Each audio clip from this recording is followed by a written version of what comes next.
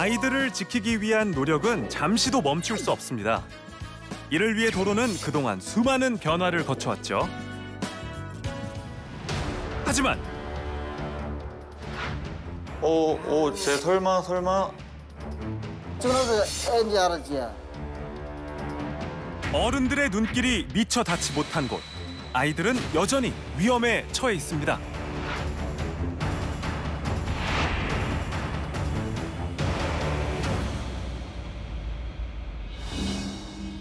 수십 년째 택시 운전을 하고 있다는 제보자. 그에게도 이런 경험은 처음이라는데요. 92년부터 운전하면서 한 번도 인사사고는 한 번도 없었어요. 그 몇 번 차끼리는 받쳐봐도 처음입니다. 그날도 여느 때와 같이 택시를 몰고 있었습니다. 익숙한 골목길을 지나 서서히 속도를 줄이며 내리막길로 진입하던 순간!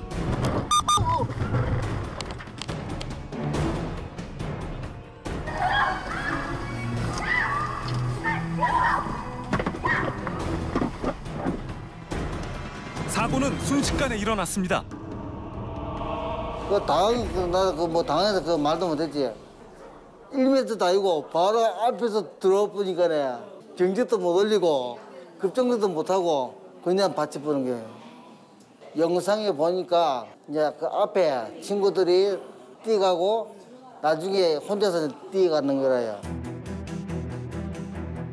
사고 직전의 영상입니다. 3명의 아이가 차로를 가로지르고 있는데요. 자, 그런데 오른쪽 전봇대 뒤편에서 한 아이가 뒤따라 나옵니다. 그리고 사고가 일어났습니다.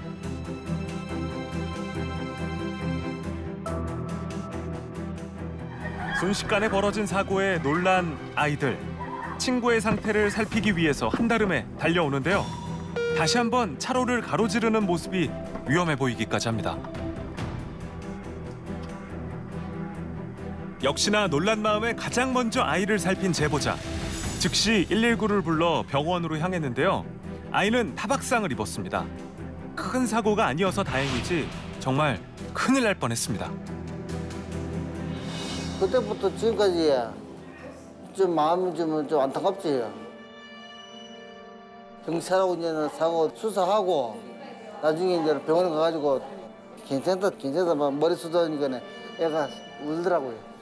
속상했지 정말. 차로에 뛰어드는 게 얼마나 위험한지 몰랐을까요? 사실 아이들이 인지를 못하는 건 아니에요. 아이들도 충분히 인지하고 있어요. 그런데 우리 아이들은 뭐가 먼저라고 생각하시면 되냐면 눈과 귀. 일체적으로 들어오는 감각적 자극이 먼저이기 때문에 그 순간적 상황에서는 하나에 꽂혔다. 그럼 몰두라는 게 돼서 직진하게 되는데 우리 아이들은 특히나 조절이 안 되기 때문에 상황적 판단, 순서와 그래서 조직화되는 행동들이 잘 안 된다고 보시면 되세요. 순간적으로 빠른 판단을 내려야 하는 상황에서 아이들은 무엇이 더 중요한지 판단하지 못합니다. 때문에 어른보다 쉽게 사고에 노출될 수 있죠. 언제 어디로 튈지 모르는 아이들. 제보자는 이번 사건을 계기로 그 사실을 뼈저리게 느꼈다는데요. 그러니까 처음에는 덤덤했는데 블랙박스 자꾸 볼 때마다 그러니까 계속 믿기지가 않는 거죠. 가족들과 나들이 후 집으로 돌아가던 길. 사람의 왕래가 적은 한적한 도로를 지나던 그때. 자, 방금 뭐가 지나간 거죠? 제보자의 차를 멈추게 한 건 바로 킥보드를 탄 자그마한 아이였습니다. 좀 멀리서 그 킥보드 타는 아이가 보이더라고요. 근데 꽤 먼 거리였는데도 저희 둘째랑 나이가 비슷해 보여서 유심히 보고 있었는데 갑자기 시야에서 사라졌어요. 혹시 건너려고 하나? 라는 생각이 그때 갑자기 불현듯 들었어요. 그래서 그때부터 이제 속력을 좀 줄였죠. 혹시 모를 상황에 대비하던 순간 아이는 차로를 가로지르고 있었습니다. 순간적인 기지로 큰 사고를 막을 수 있었지만 다시 봐도 아찔하죠. 그때 뭐 막 계속 막 두근두근하고 막 어떻게 해야 될지도 모르겠고, 근데 그 와중에 그래도 차선 위니까 일단 아이부터 빨리 보내야겠다는 생각이 들어서 창문 내려서 빨리 지나가라고 이제 얘기해주고. 이재훈 씨는 2차 사고를 막기 위해서 뒤쪽에 차가 오지 않는 걸 확인한 뒤 아이가 안전하게 길을 건널 수 있도록 했습니다. 무사히 인도에 도착한 걸 확인한 후에야 비로소 자리를 떠났다는 재훈 씨.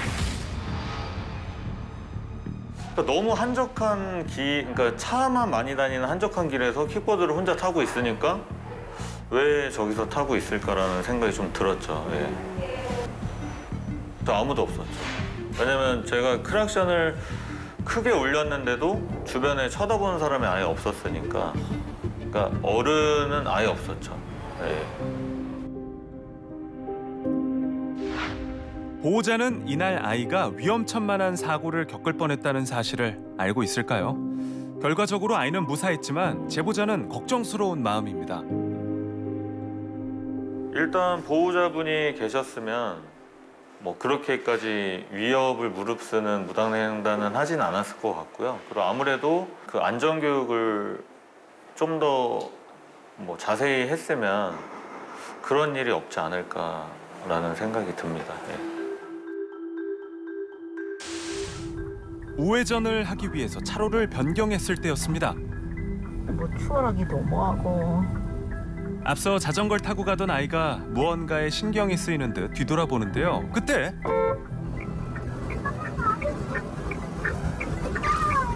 우리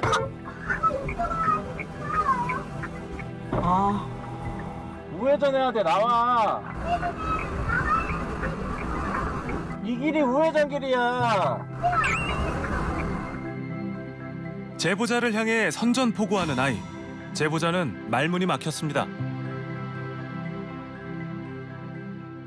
황당했죠, 당연히. 너무 당황스러워. 맞아, 황당했다는 말이 맞는 것 같아요. 너무 황당했고 멈출 거라고 생각하지도 못했죠, 처음에는. 그래서 갑자기 멈추길래 왜 멈추지? 이런 생각이 들면서 그냥 처음엔 저희가 뭘 잘못한 줄 알았어요. 사건의 전말은 이렇습니다. 아이는 꽤 오래전부터 제보자의 앞에서 자전거를 타고 있었는데요. 제보자가 우회전을 하기 위해서 차로를 변경한 순간 자신을 따라온다고 확신한 모양입니다. 하지만 이곳은 명백한 우회전 차로죠. 아이가 비켜주길 기다렸지만 점점 언성만 높아지는 상황. 다소 위험해 보이지만 결국 제보자는 아이를 지나쳐갑니다. 그렇게 상황이 일단락된 줄 알았는데 또 한 번.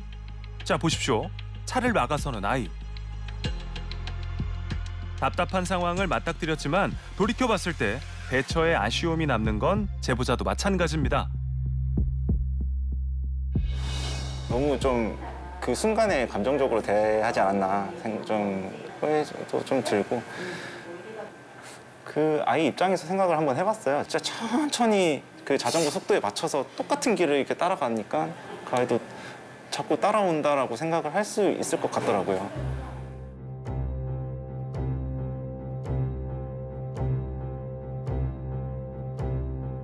게다가 도로엔 차가 많아서 아이가 자전거를 타기엔 위험해 보였다는데요. 더 걱정스러운 건 이 사실을 알고 나서였습니다. 그 다음 날 이제 제 회사 그 친한 동생한테 이 영상을 보여줬어요. 근데 갑자기 그 동생이 언니 여기 자전거 도로 있는 것 같은데요? 이러는 거예요, 영상을 보면서. 자, 운전할 때는 미처 발견하지 못했지만 아이가 안전하게 자전거를 탈 수 있는 길이 있었습니다. 자, 오른쪽에 보이시나요? 바로 자전거 도로입니다. 실제 사건 지점의 인도 위에는 노면 표시로 구분된 자전거 도로가 있습니다. 차들이 달리는 차로보다 훨씬 안전해 보이는데요.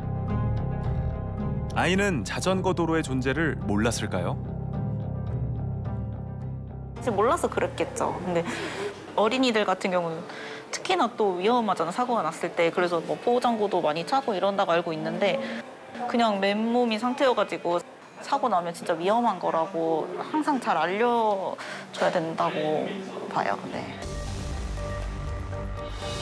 아이들이 안전하게 자전거를 이용할 수 있도록 어른들은 무엇을 알려줘야 할까요?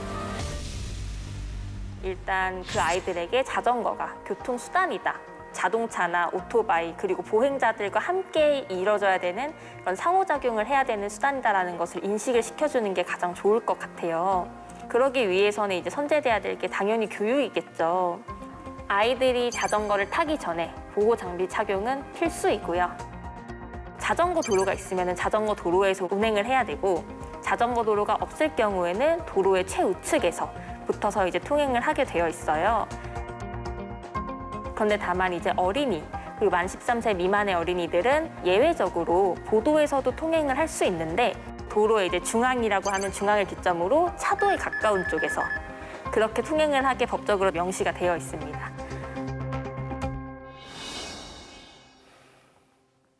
잘 가던 아이가 왜 이렇게 화가 난 걸까요? 아동심리학자에 따르면요. 아이들은 말의 내용보다는 상대방의 표정과 말투 그리고 억양에 먼저 집중을 한다고 합니다. 그러니까 이 아이는 차가 본인을 따라오고 있다고 이미 오해를 한 상황에서 자동차 경적 소리와 어른의 큰 목소리가 자신을 혼내는 것처럼 들었을 수 있다는 거죠. 앞선 상황은 사고로 이어지지 않아서 정말 다행인데요. 안타깝게도 매년 10,000명가량의 어린이가 교통사고로 다치거나 목숨을 잃고 있는 게 우리의 현실입니다. 도로 위 지켜지지 않는 아이들의 안전, 어떻게 해야 될까요? 평소 차량 통행이 잦은 시장 앞 사거리. 그날도 제보자는 안전에 유의하며 천천히 차를 몰고 있었습니다. 그런데 절도 혐의로 10대 A군을 검거하고 바라는 10대 공범 B군을 쫓고 있다고 밝혔습니다. 이들 수사리 후 아이보다 악이라는 말이 어울릴 정도로 너무 작은 아이와의 사고. 제보자는 머릿속이 하얘졌습니다. 바로 내렸죠. 도로에서 한 1분 거리 정도 병원이 앞에 있으니까 이제 바로 가자고 했죠. 저기 앞에 병원이 있으니까 가자고. 저도 애를 키우는 입장이니까 아이잖아요. 그러니까 아이가 다쳤으면 어떡할까. 이 생각이 제일 큰 거죠. 엄마란 분이 롱치마를 입고 있기 때문에 그 사이로 애가 걸어가는 게 보이지를 않았는 거죠. 다행히 아이를 발견한 즉시 브레이크를 밟아 큰 부상은 없었습니다. 조금이라도 늦었다면 어떤 상황이 벌어졌을지 상상도 하기 싫은데요. 제보자는 두 아이의 부모로서 걱정스러웠던 점이 있습니다. 그러니까 이제 걸음마 띠갖고 이제 아장아장 이제 걸을 그 나이였어요. 그러니까 많이 봐야지 15개월이었어요. 근데 그 도로 같은 경우에는 저 같으면 안고 갔어요. 무슨 일이 발생할지 모르는 도로 위. 보호자가 아차하는 순간 아이는 위험에 노출될 수 있습니다. 사고가 발생한 현장은 더 주의가 필요해 보였는데요. 양방 통행이 가능한 이면도로, 게다가 주정차 차량으로 인해서 행인들이 안전하게 발 디딜 곳은 많지 않아 보입니다. 주민들 역시 고충을 토로했는데요. 사고는 맨날 나요, 맨날 거의. 인도가 자체가 없잖아요. 그러니까 막 차량 사이를 다녀야 되는 거예요. 그러니까 보호자가 없으면 어린애는 사실상 여기는 굉장히 위험하죠. 너무 가야 차를 양쪽에 주차장까지 대놓잖아. 그것 때문에 그렇게 지나가는 차가 오고 가고 하기가 복잡하지. 이 차 올 때 차가 저차 오는 게 안 보이잖아. 참 위험해요. 밤에도 그렇고.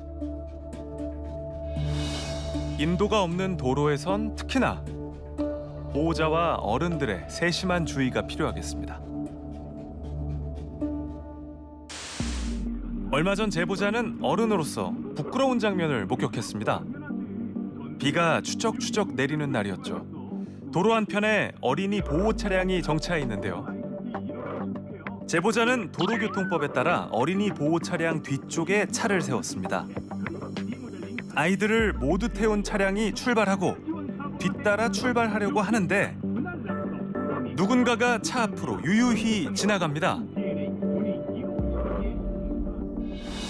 버스가 출발하고 학부모로 보이는 분이 이제 제 쪽 방향을 보고 있지를 않고 우산이 뒤집어지면서 휘청거려가지고 살짝 위험했죠. 이제 자체 사고를 날 수도 있고 그 앞에가 바로 횡단보도였으니까 그게 막 귀찮아서 무단 횡단을 하지 않았을까 생각이 되거든요. 자, 그런데 여기서 끝이 아닙니다. 제보자가 진짜 놀란 건 그 전인데요. 저 멀리 차로 위 사람의 형체가 보이십니까? 그 형체는 바로 아이의 손을 잡고 무단횡단을 하는 보호자입니다. 아이를 통학 차량에 태우기 위해서 함께 무단횡단을 하고 있는 거죠. 아이들은 학교나 유치원에서 배울 때 빨간불에는 가면 안 되는 거라고 배웠는데 이렇게 신호위반을 하고 가는 걸 본다. 그러면은 이게 이제 본보기가 되는 거잖아요. 부모가 하는 게 아이들에게 다 영향이 끼치니까 자녀들을 위해서라도 지키는 게 맞다고 생각해요. 이제 아이들의 교육은 첫 단계 부모님부터이지 않을까 싶어서요. 부모님들이 아이의 거울이고 세상이니 좀 부모님들의 올바른 도덕성이 높은 행동들로 아이들의 세상을 좀 바꿔주셨으면 좋겠어요. 아이가 다쳤을 때 가장 속상한 건 보호자겠죠. 하지만 잠깐의 방심도 아이를 위험하게 할 수 있다는 사실은 잘 모르는 듯합니다. 가장 좋은 교육은 행동으로 보여주는 겁니다. 아이들이 안전한 세상에서 살아갈 수 있도록 본보기가 돼줄 어른들이 더 많아지길 바랍니다.